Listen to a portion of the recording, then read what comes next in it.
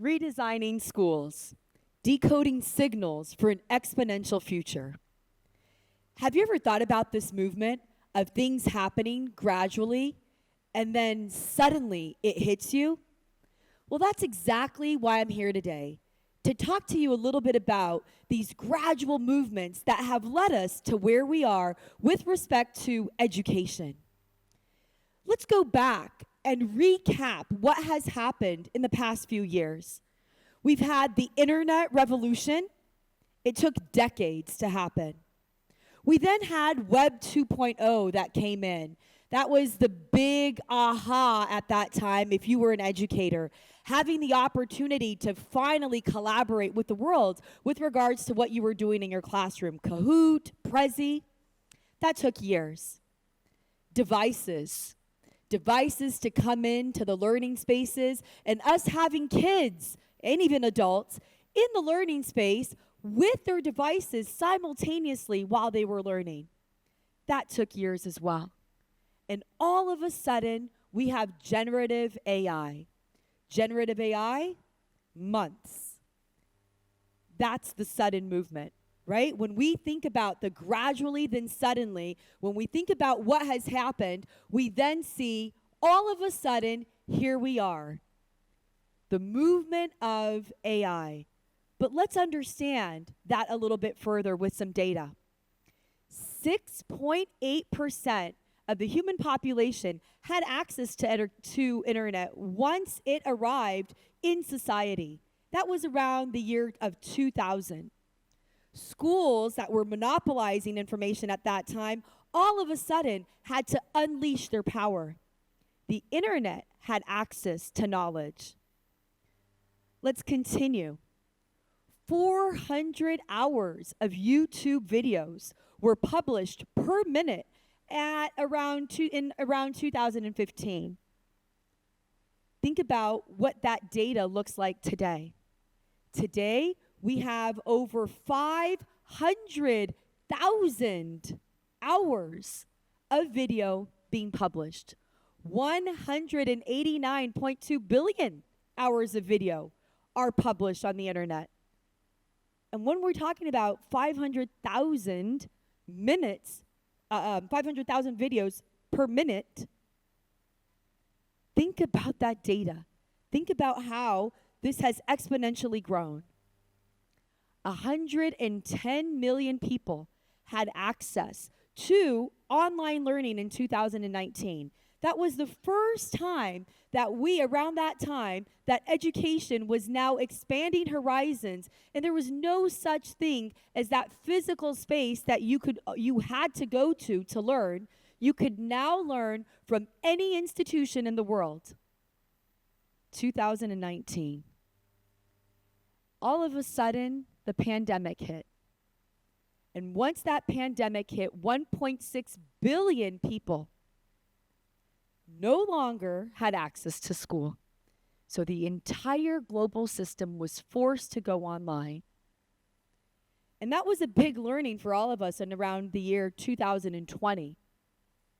We were so hooked on how things happened, and all of a sudden that was the big accelerator of technology. And then we might think that suddenly something hit us. But it wasn't sudden, because there were gradual signals that were telling us all throughout the pathway. And when we think about futures thinking, we need to connect to what are the signals that the world is giving us that things are going to change, and that education as we know it will no longer exist. And here we are, suddenly AI, suddenly generative AI. Huge EQ gap. What does that mean? Yeah. When we think about Drew Bent and his words at the Stanford Summit just the other day, he's the CEO of Anthropic. He talks about what is the power behind AI and what is the power behind humans. Yeah. Well, AI has really high IQ, but really low EQ. And that is the EQ gap. That's where the secret lies. Some of us might fear that AI will take over our jobs. But that's not going to happen. That's definitely not going to happen in education if we continue to capitalize on what matters. And what matters is the educator's EQ. That is our most precious asset today in the ecosystem of schools, the emotional intelligence of our educators and their capacity to really build on human connection. As our friend Alex told us today, the power of mentors, the power of peers. And that's exactly what this is all about. So we have a new operating system. The old operating model, content delivery. That's what schools were all about. But then this gradual revolution told us that that is not going to cut it.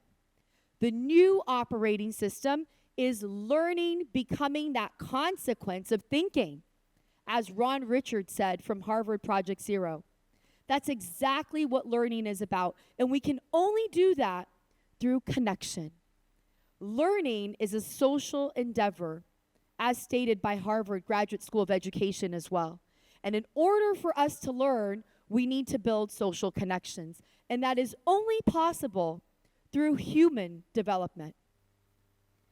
So what's our goal?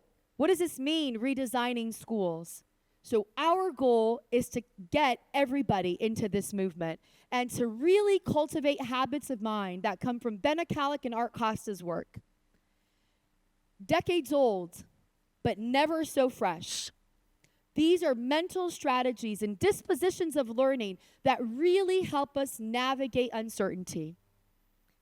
The educator is the most precious asset in an institution and will continue to be the most precious asset because educators will be elevated to architects. They will be elevated from the role of delivering content to designing amazing learning experiences through human connection. AI is the best tutor and will continue to be the best tutor. It is the best tutor as we know it. But, as our friend Alex pointed out, humans and teachers are the most amazing mentors, and mentorship can really transform the lives of everyone involved in education. We must all have the courage to embrace all of the signals that we have seen happen in the past few decades. We need to stop retrofitting technology onto an old model and trying to fit it in wherever it goes. What we must do is collectively embrace and redesign schools where human connection and deep thinking is what truly matters. The best way to predict the future is to design it. And that means design it collectively through human intelligence and emotional intelligence as well. Thank you.